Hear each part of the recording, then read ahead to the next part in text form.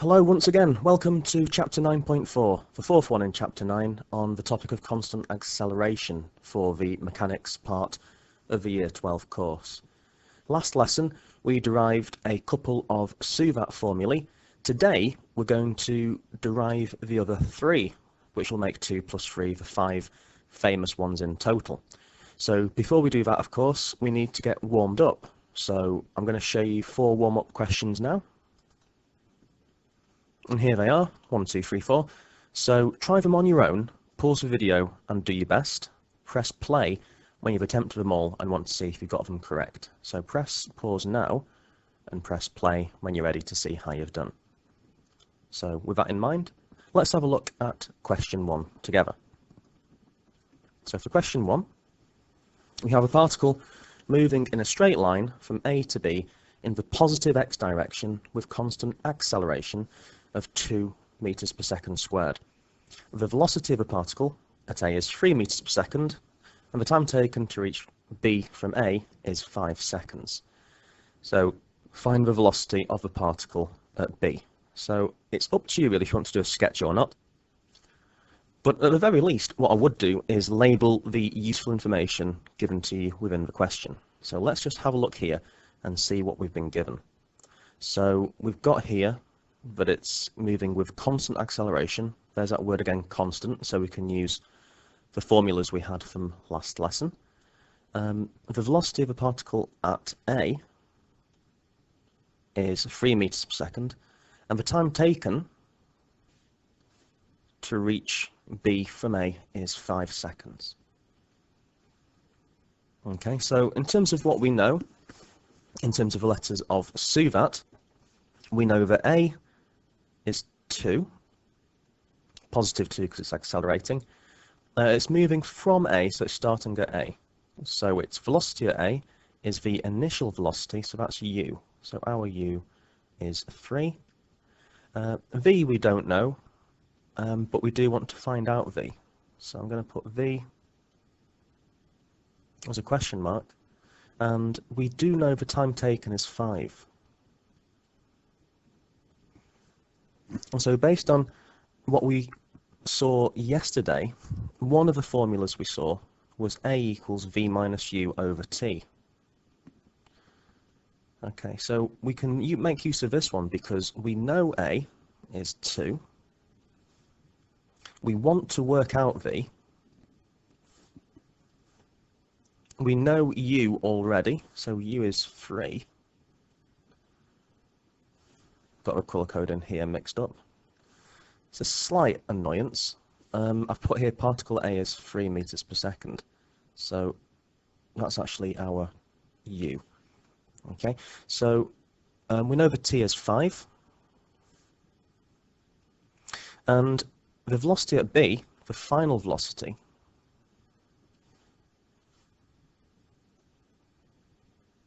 okay, that's what we want to work out. So because we want to work out the final velocity, we can rearrange this in terms of V.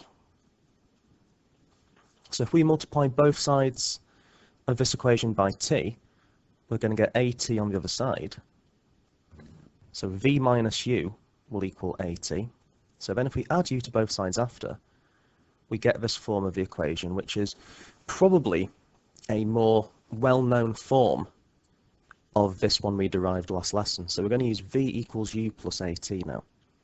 So our U is 3.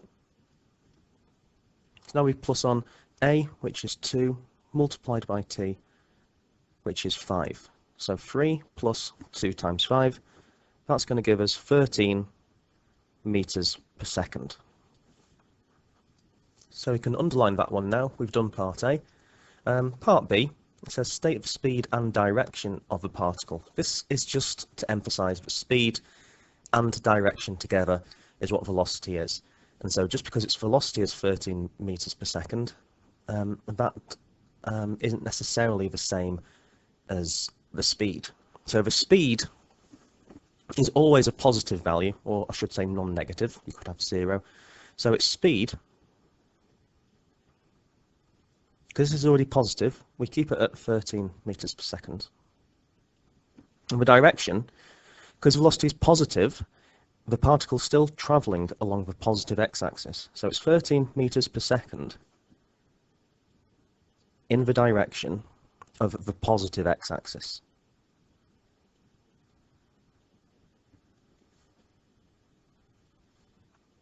So still moving forwards to the right. And so that's question 1 done. Let's now have a look at question 2. So for question 2, the wording is almost identical. What we notice here, though, is we have the particle moving in a straight line from A to B in the positive x direction again, but this time it's got a constant deceleration of 2 meters per second. So I'm going to highlight this because that's something we can use in our calculations. The velocity of the particle at A is 3 meters per second. So again, the initial velocity is u. So just jotting down what we know. Because this is a deceleration, it's a negative.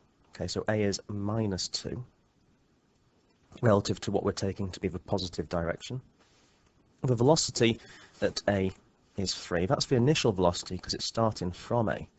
So u equals 3.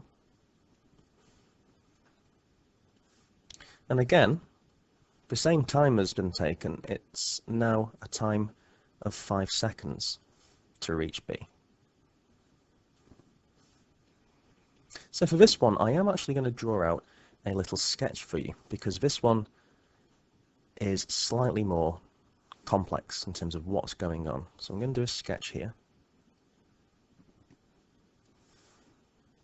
Okay, I'm just going to have that as our particle. Okay, so I'm just going to duplicate this.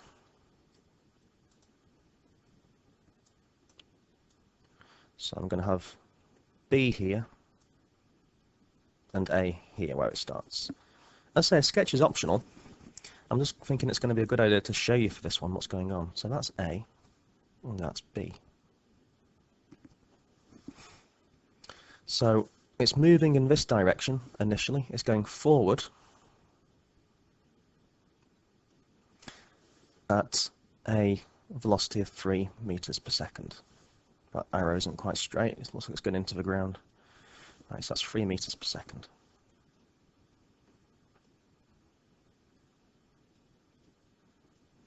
Anyhow, find the velocity of a particle at B.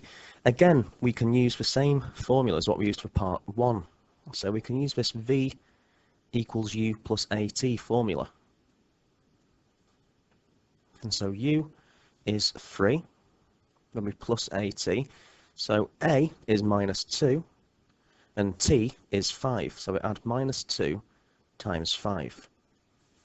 So this is going to be 3, actually minus 10.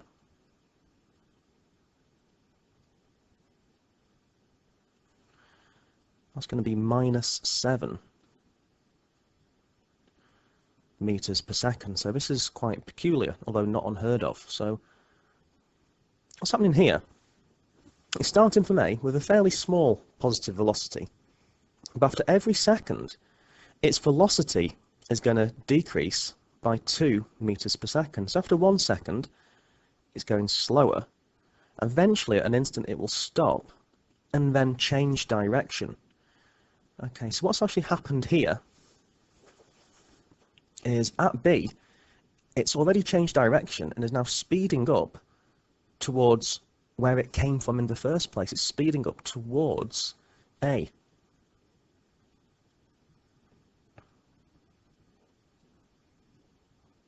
So if I just do a little sketch in terms of what's happening in terms of the motion of this particle, okay, it started at A, okay, so it's gone forwards, forwards, forwards. It's been slowing down, slowing down, slowing down. It stops and reverses, getting faster in the opposite direction, faster in the opposite direction. Then it's coming back this way. So at some point here,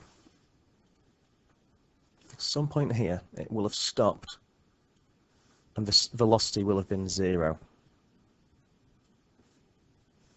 Okay.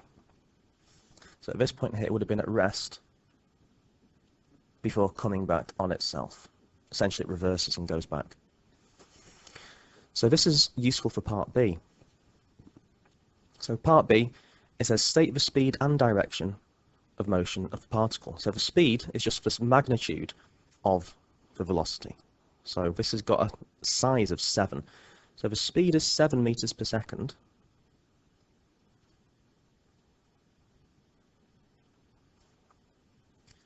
But now it's in the direction of the negative x-axis,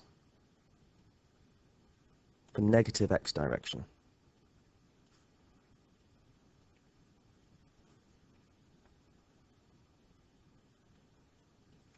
In the direction of the negative x direction. I could have just said in the negative x direction. So in fact, this is a bit of a clunky way of wording it. That wouldn't impress my English teacher that I had. So I'm just going to erase that, in fact. That reads better. 7 meters per second in the negative x direction. I apologise to you, Mr. Andrew. Let's now have a look at question 3. So we have a particle P passing through the origin O with constant deceleration, but here we're told that the velocity u is greater than 0 in the positive x direction. So P reaches the point A, such that the distance OA is 10 meters, and velocity of P at A is 0 meters per second. So already I'm thinking I need to do a diagram for this. This is too much information to hold in my short-term memory. So I'm going to do a straight line to denote the path of motion. Like so. Now I just need to designate an origin. So I'm going to take the origin as this point here where we're starting. So it passes through the origin and it's going to have a velocity u which is greater than 0. So it's going to be going in the positive direction. So I'm just going to label on here that this is positive. That's our positive direction. Okay, so the particle is going to start from O here, and its initial speed, the initial velocity, sorry, is u, which is greater than 0, so it's going this way.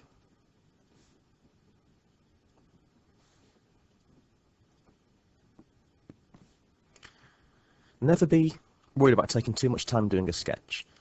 Stopping short of being an artist and spending hours on it, it's worth doing a carefully labelled sketch because it will underpin your confidence in which to answer the question correctly. So P reaches the point A. So A is somewhere over here. We're told that the distance from O to A is 10. Okay, so I'm going to say the distance from O to A is 10. So I'm going to say A is here. I think I'll just move this actually up and slightly out of the way. Now, at A, its velocity is 0, so it's essentially stopped. We're told as well, though, that the distance from O to A is 10. So I'm going to label this on as well. Okay, and that's going to be 10 meters.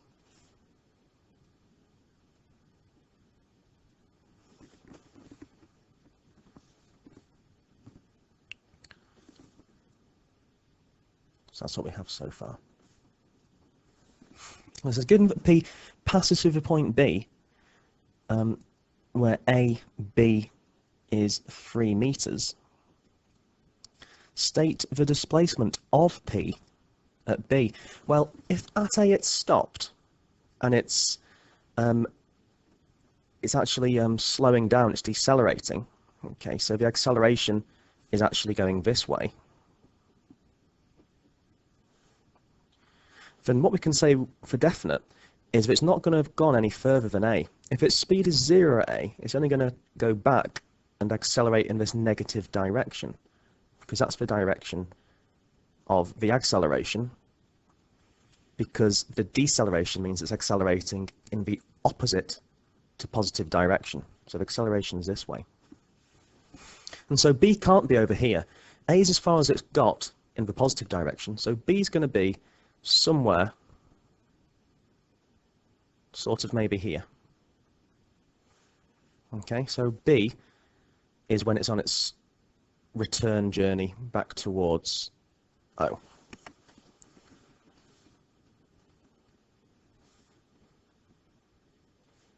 Okay, so now we need to think about the displacement of P at B. Well, we've been told OA is 10. We're also told that from A to B is 3. So we may as well label this on as well. So the distance from A to B, this bit here, is 3 meters.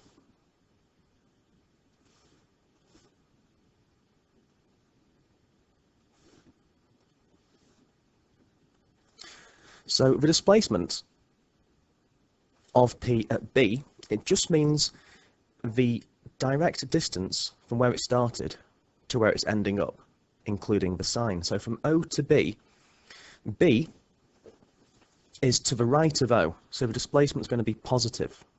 Okay, so the displacement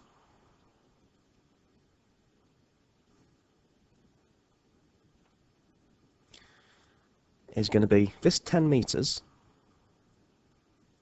The displacement was 10 meters when it got to A, but then it's come back 3 meters to get to B, so it's 10 meters minus 3 meters, which is 7 meters, okay? So the displacement from O to B,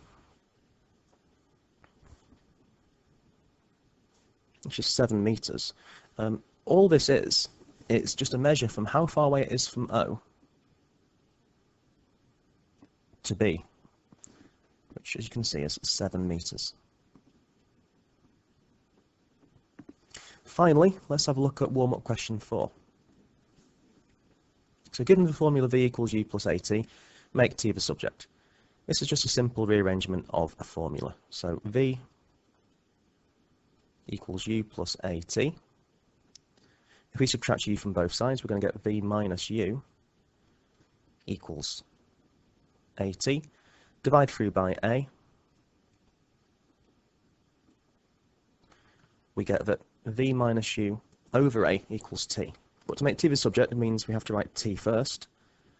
So we do T first and say therefore T equals V minus U all over A. And again, for part B, we're going to be using part B next in terms of proving and deriving some more SUVAT formulae. Make Q the subject. So here, this is a bit easier. So V equals U plus AT. We just need to subtract AT from both sides. So V minus AT equals U. And of course, we need to write U first. So that becomes U equals V minus AT. And then we're done. So now, let's see if we can put this into practice and find and derive another 3, not 1 but 2, but 3 formulae from SUVAT. So here we go. Constant acceleration formulae, part 2. So part 1 was last lesson. So what do we have here?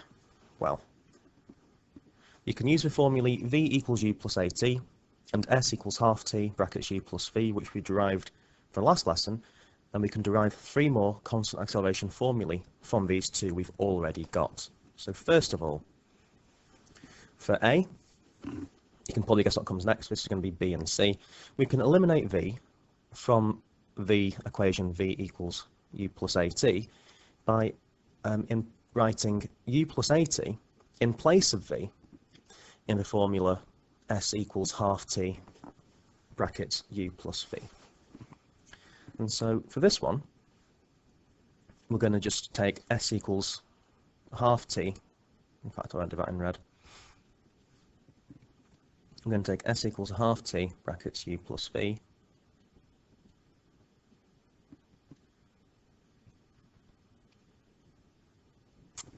And we're going to replace V with U plus AT, like we said.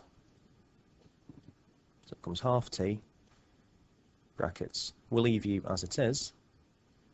And then because, obviously, v is u plus at, I'm going to replace this v here with u plus at now.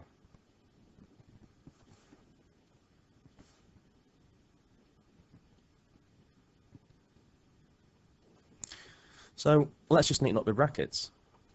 So we've got half t, that becomes 2u plus at. And obviously this is all what s equals. So s equals this, next line, next line.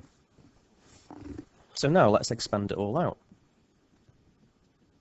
So if we take the half t and multiply it by 2u, and then take the half t and multiply it by the at, we're going to get s equals half times 2. Well, half times 2 is just going to cancel, that's going to be 1. So we're going to have just t times u, which is ut. And then, when we do half t times a times another t, that's going to give us a half times a, and t times t, that's t squared. And so, hey presto, we've got it. And so that's a third formula. S equals ut plus half at squared. Just from using s equals half t brackets u plus v and making a fairly simple substitution. Let's now have a look behind this door. What's our next clue for getting another one? Well, for this one, oops, that's not what I intended. This one here, for b, we need to eliminate u by substituting u equals v minus at. If you remember from the warm-up, question 4, we made u the subject. So from this, we could rearrange to get u equals v minus at. So we're going to replace u in the formula s equals half t u plus v. So we're going to start in exactly the same way as what we did for part A. So s equals a half t u plus v. So s equals a half t. Now, because rearranging this, u equals v minus at, I can just simply replace the u I have here with v minus at. And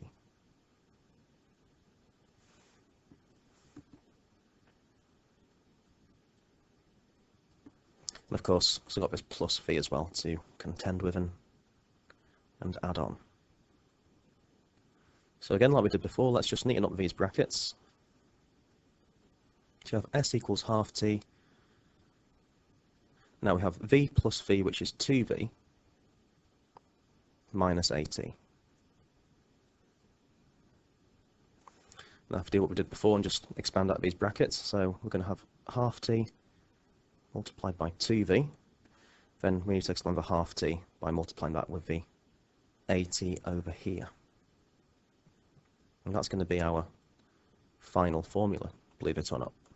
So first of all, half t times 2v. Well, half times 2 will just give us 1. T times v is vt. So we're going to have 1 vt, which is just simply vt.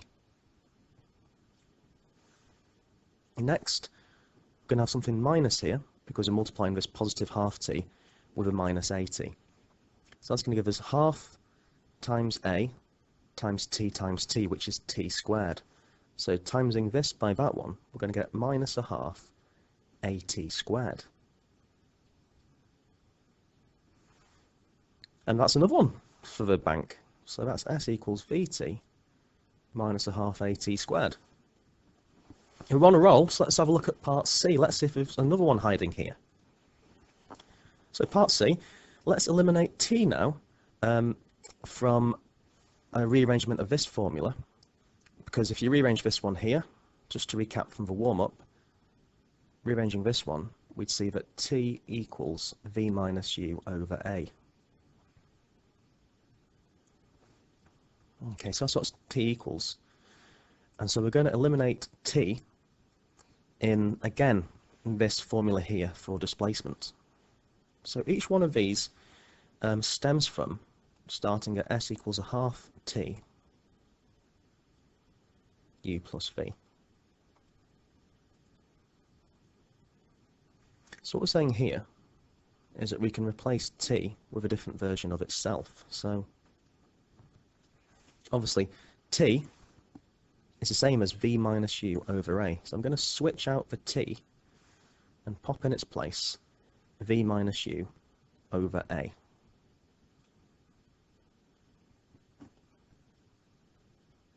And that's all multiplied obviously by the u plus v here.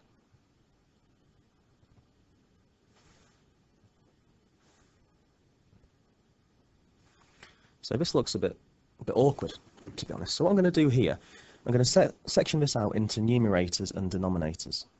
Okay, so we're dividing by 2 and we're dividing by a. So I can put all of it over 2a.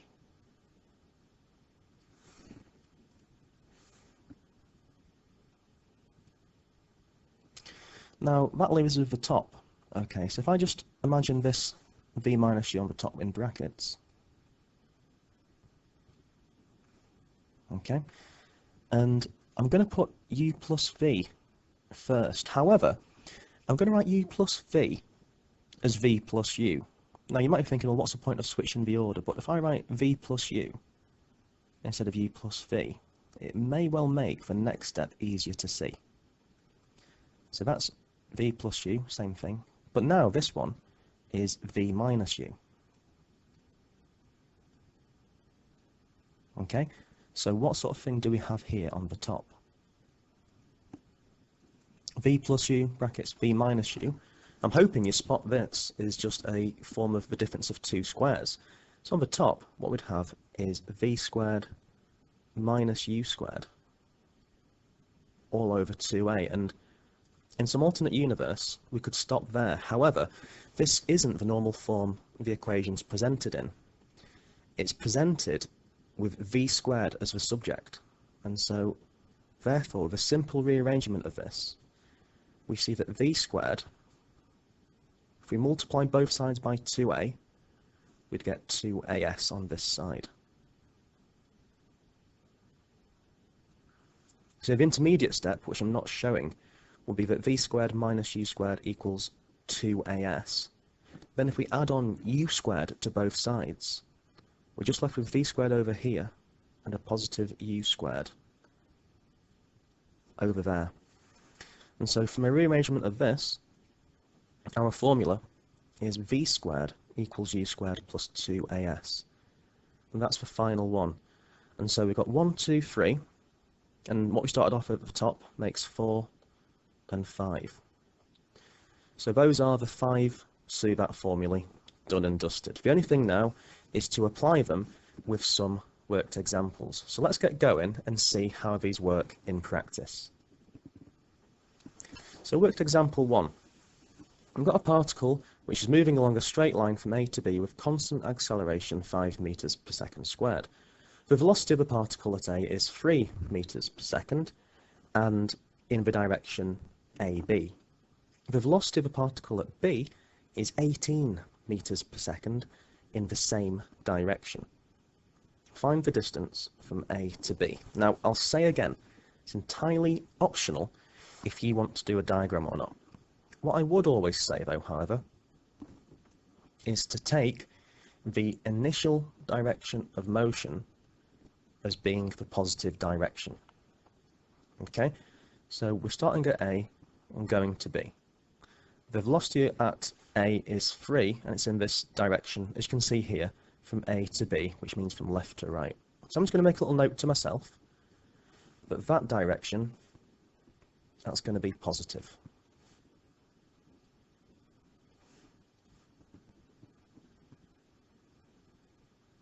Okay, now I need to remember what formulas I've got to my disposal. I've got 5, so what were they? So what were the formulas we had? What I'm going to do, I'm just going to list them for you, and eventually, with enough practice, you'll be able to remember these pretty well yourselves. So these are the formulas which we've got. So that's just a case of we can take our pick about which one we want to use. My suggestion would be to always just write down SUVAT and fill in what you know. So what do we know?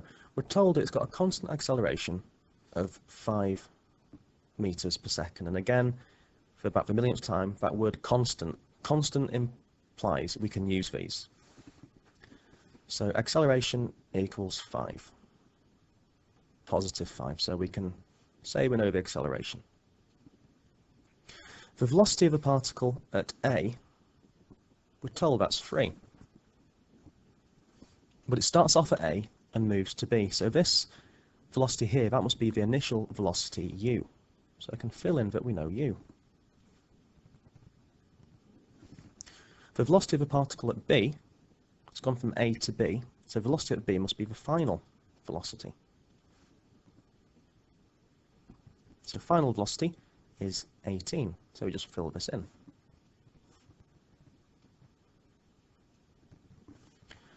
Now says, find the distance from A to B. So we want to work out the distance from A to B, and that links to finding the displacement. Does it mention time? It doesn't. Do we need to work out the time? Not necessarily. So I'm just going to put a big fat cross next to the time. And because we want to work out S, I'm going to put a question mark here.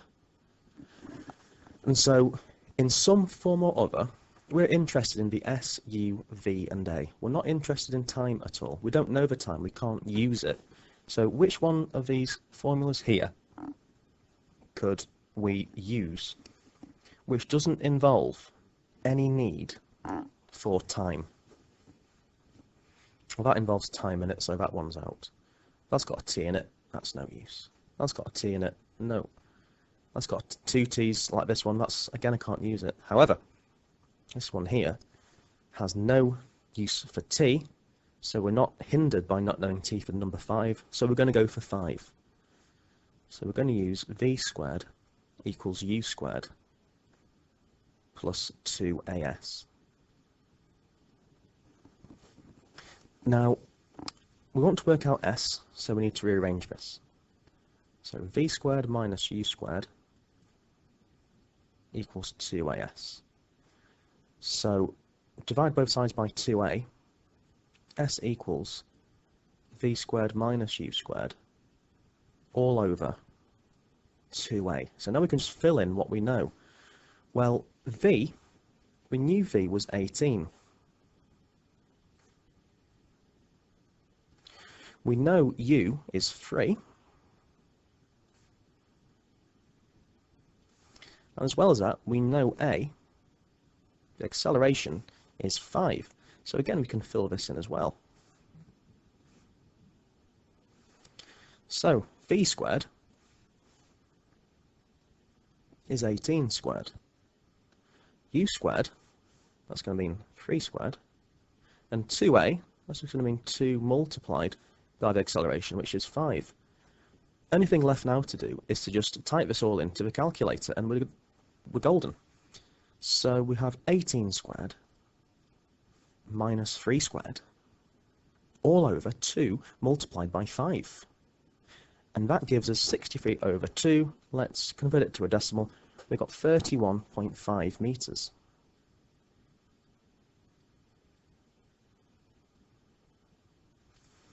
So that's it for question 1. The distance from A to B was 31.5 meters. Not so bad, was it? Let's have a look at question 2 then, worked example 2. So we've got a particle moving in a straight line, straight horizontal line, with constant deceleration 4 meters per second. Now, I'm going to make a leap of faith now, because you know what, we can. Constant acceleration or constant deceleration, that is our cue to know we can use SUVAT. So let's bring them up now. So here they are, like old friends. Reliable, constant, you can always fall back on them. So let's just think about what we're going to do now. Well, it's moving in a straight horizontal line, okay? It passes through 0 and it's travelling towards point A. So what I'm going to say is, from 0 to A, the initial direction of motion, I'm going to take that as the positive direction, okay? So let's just write down SUVAT yet again and fill in what we know. So I'll do this for part A. So we're told here it's travelling towards a point A where OA is 20 metres. It says here the times when the particle passes through A. So just to show you that it's not as confusing as it might seem, I am actually going to draw a diagram for this. Okay, so we've got here, it starts through O.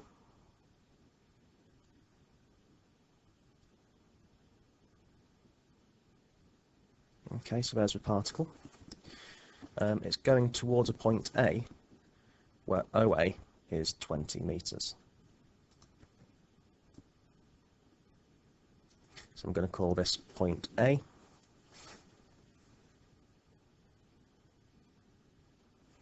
And OA is 20 metres. Okay, so it started off with a speed of 13 metres per second, and it was travelling towards A. So I'll label this in as well. Again, it sort of always goes down slightly. So 13 metres per second.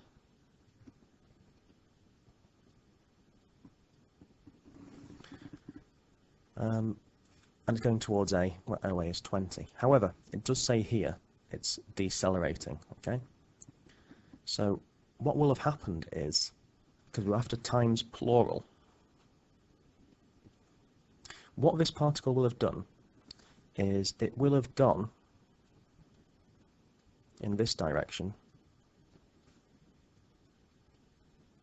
slowed down, slowed down, slowed down, slowed down, slowed down, stopped, and then sped up when the deceleration kicked in. It started accelerating in the opposite direction to motion. So it will have stopped here. So because it's decelerating, it's accelerating in the opposite direction to motion. Slow, slow, slow, slow, slow, slow, slow, slow, slow, stop, and then speed up and come through A again. So it's going to pass A once here, twice there. So that's the times we're finding. That gives a bit more picture, a bit more clarity about what's happening. Anyway, we can add in what we know using SUVAT. So let's just read this carefully. Constant deceleration of 4. A big mistake now would to be write A is 4.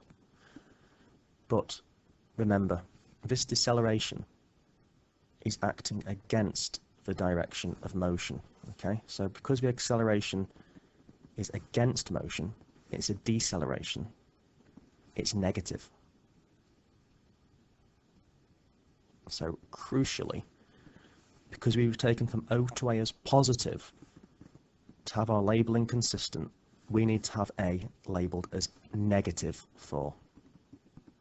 Really important point. At time t equals 0, the particle passes through a point O with speed 13 metres per second. Well, they've been quite nice here. At time t equals 0, that's saying very clearly that's the initial velocity. Okay, so U is 13. Now, when it gets to A, the point at A is where its displacement is 20, because from O to A is 20. So we know the displacement at point A is 20. So S is 20. We want the times. Okay, so we want the times when it's at point A. So I'm going to highlight T with a question mark. We want to know the times. V, we're not interested in. We don't know the final velocity at A, and we don't need to know it, so I'm going to put a big fat cross through V. So SUVAT, we're interested in S, U, A, and T. We don't know V, we don't want to know V. So we need to pick one which doesn't involve a V. This one does, so that's no use. That's got a V in it, that's no use. The bottom two, again, have V's, they're no use. But what would you know? Almost like magic. You could just almost guess that there's going to be one we could use, one that doesn't depend on a V. It's S equals UT plus half AT squared. So for A, we're going to be using this one. So S equals UT plus half AT squared. Now you could do a legal cheat and use your class whiz, but I'm just going to try and avoid that just to try and explain and get your understanding there in terms of where these values are going to come from. So S, well, S is 20, so let's just fill in what we know. So 20 equals UT, well, U is 13, so 20 equals 13T plus half times minus 4 times T squared. So again, I'm just going to label in what we've used. So we've used S is 20, we've used U, which is 13, we used A, which is minus 4. So I'm just going to take this and neaten it up. So 20 equals 13T. Half times minus 4, that's minus 2. So that gives us minus 2T squared. Okay? Now what we can do is we can move this to the other side so the 2T squared is positive. So 2T squared minus 13T plus 20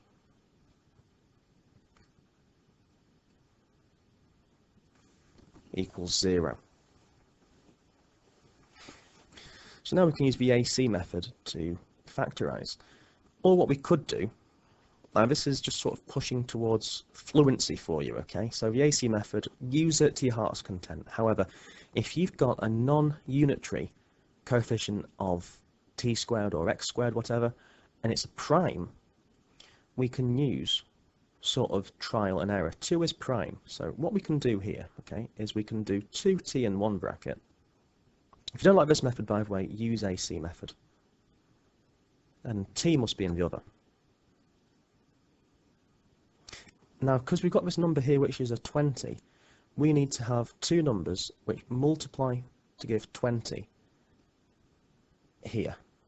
Okay. However, because this is a minus 13, both of these values here must be negative. So it's a case of what two numbers would work. And with a bit of playing around, what you should spot here is actually, if I have minus 4 and minus 5, that would work. 2t times minus 4, that gives minus 8. And another minus 5t here, minus these 8t's, minus 5t's, that gives us minus 13t. You could even use like a pencil, just try different numbers and scribble them out. I might even do a video on a different method for factorising quadratics like this anyway, but for now, that's all you need to do. Some way or other, you need to arrive at this. 2t minus 5, t minus 4 equals 0. So therefore, we should be able to spot now the 2 times when it returns back to A. From this bracket, the value of t that would make this 0 is when 2t minus 5 equals 0. Solve that equation, t would have to be 2.5 seconds. Or from this one, if t minus 4 equals 0, then t would have to be 4 seconds.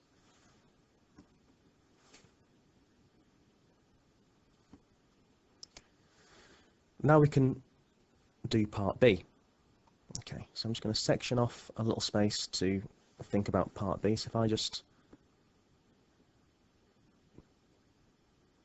pop this all to the other side, I can think about part B. The value of t when the particle returns to 0. Okay, when particle returns to 0, S is now 0. Okay, and it turns to the starting point, there's no displacement. So we can use the other parameters of SUVAT, but we just switch S being 20 with S being 0. Okay, so now what we can do is we could use this formula here. Okay, so if I just take this here, where this S was 20,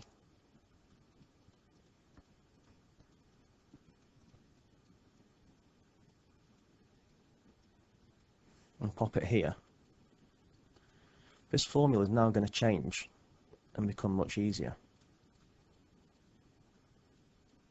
Okay, so because S is now 20, but the same other scenarios still apply, it was still a constant deceleration of 4, the initial speed was still 13, nothing else has been mentioned to change, so now we're just putting in when S would be 0. So now it's 0 equals, when would 0 equal 13t minus 2t squared? Okay, now this is much easier because now what we can do is factorize. So 0 equals t, brackets 13 minus 2t. So what values of t would solve this? Now, one option you might be tempted by to say, well, t equals 0. Well, yes, t equals 0 would solve it. I suppose that's correct. However, the question is the value of t when it returns to 0. And so it's the value of t which is non-zero we're after. So we're looking at this part of the equation to solve it. Okay, so solve when 13 minus 2t equals 0. We're going to have t equals 6.5 seconds. Okay, so it's going to return when it equals 6.5 seconds.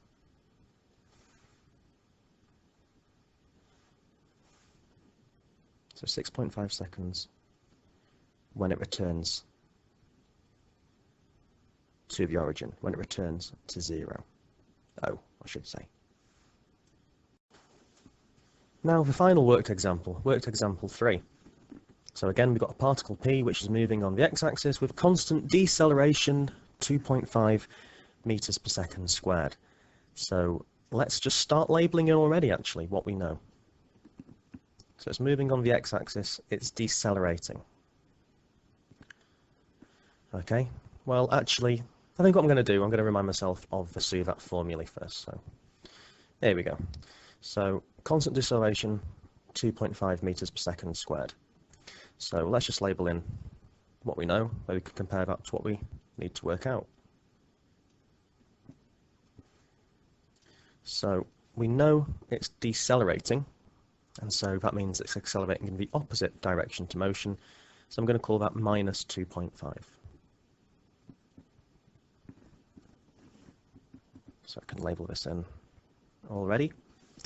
At time t equals 0, the particle P passes through the origin, moving on the positive direction of x with speed 15 meters per second. So that means the initial velocity is 15, because that's when time t equals 0.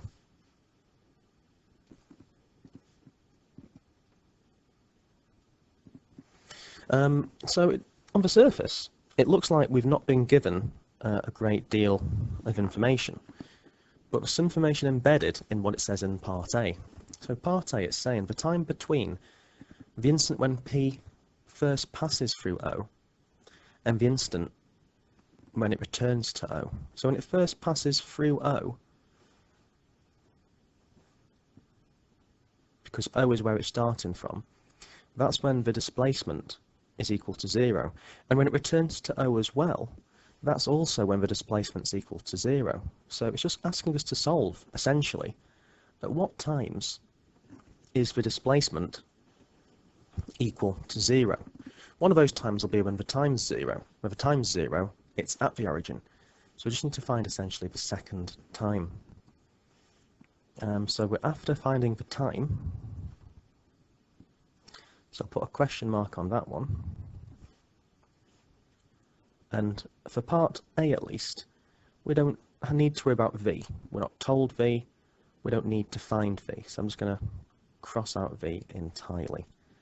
We do need to find the time though. So I'm going to highlight that as something I'm interested in. So I don't want to use V because I don't know it. I don't want to know it. So which one formulae, or maybe a couple, can I use? That's involving a V, so it rules that one out. There's a V, so that's no use. That's got a V in it. No.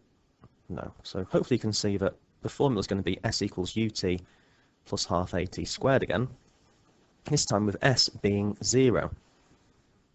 So using s equals ut plus a half at squared,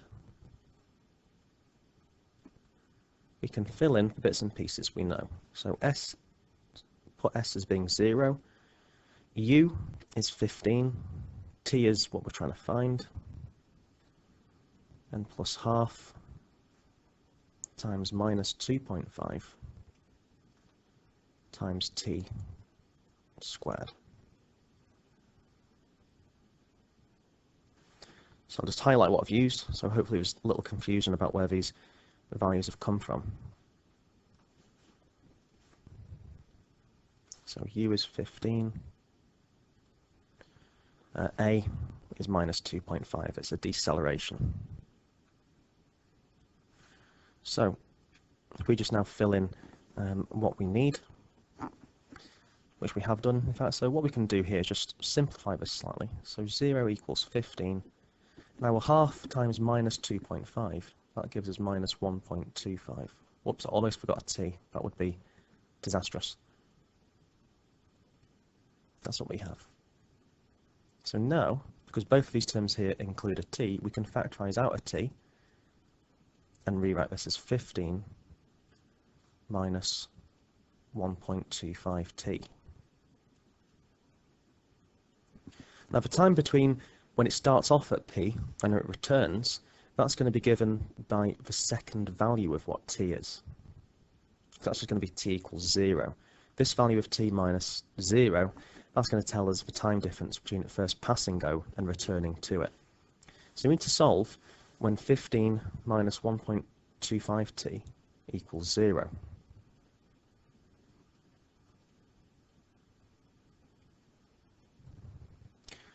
So therefore t, rearranging this, would be 15 divided by 1.25. And if we do that, if we work this out on the calculator, 15 divided by 1.25, that gives us 12 seconds. So there's a 12 seconds interval between it leaving through O at the first time and returning to O later on its way back through.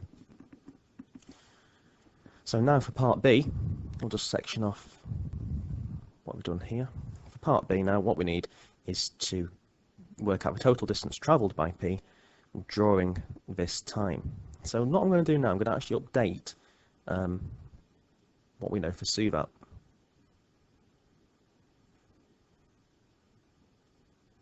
Okay, and so actually here, what we're told is that the displacement is what we're trying to find out actually. Okay, and we need to think about being confused by the displacement and the total distance. Okay, if we were to put t being 12 seconds, after 12 seconds from part A, it's returned to where it started from. So the displacement at 12 seconds would be 0 because it's back to where it started from, but that is not the same as saying that it's travelled nothing, because it's gone out and it's come back again. So we need to think about this a bit carefully. At what point would it be at the maximum distance from O? Well, the particle is at its maximum distance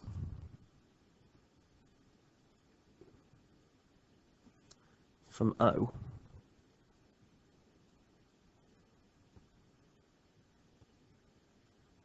when its velocity is actually 0. I'm going to explain why.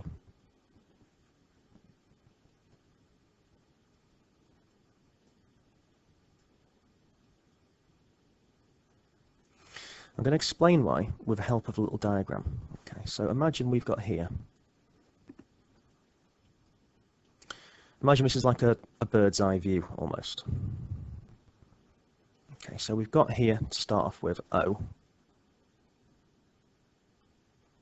And this particle, okay, starts off going this way at 15 meters per second.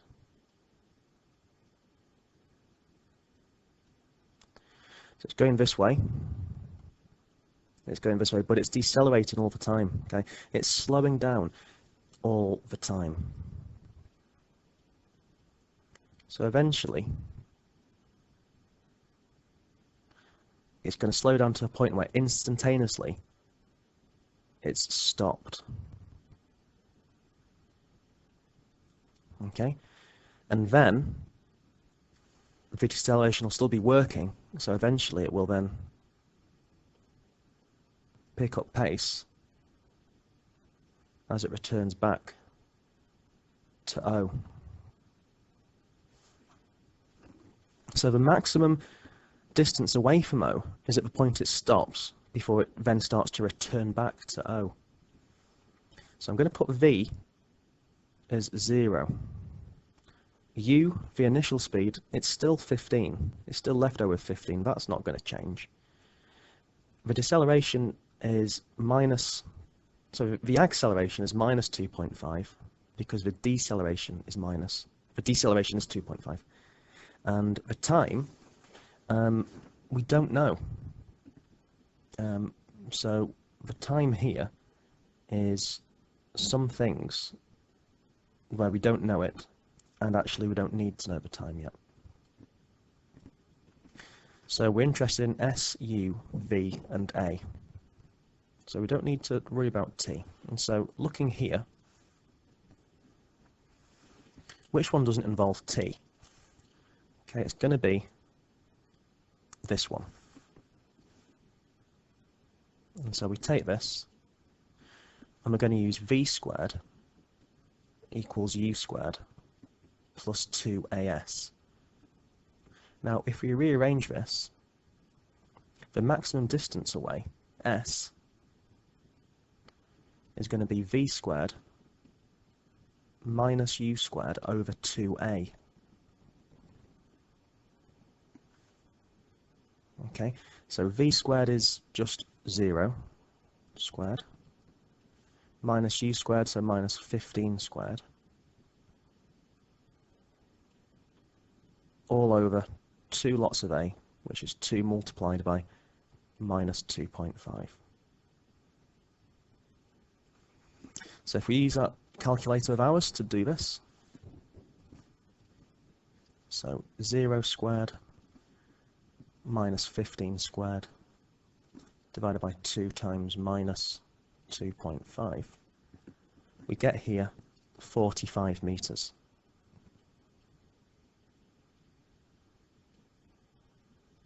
And so the distance it travels, S, before it comes to rest, is actually 45 meters. So if I label this in here on the diagram I just drew down here, that distance is 45 meters.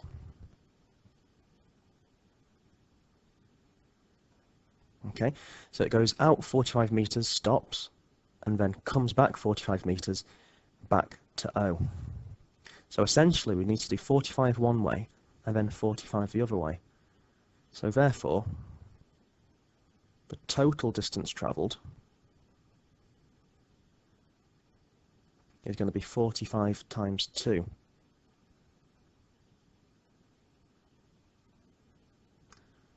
Which is going to be 90 meters.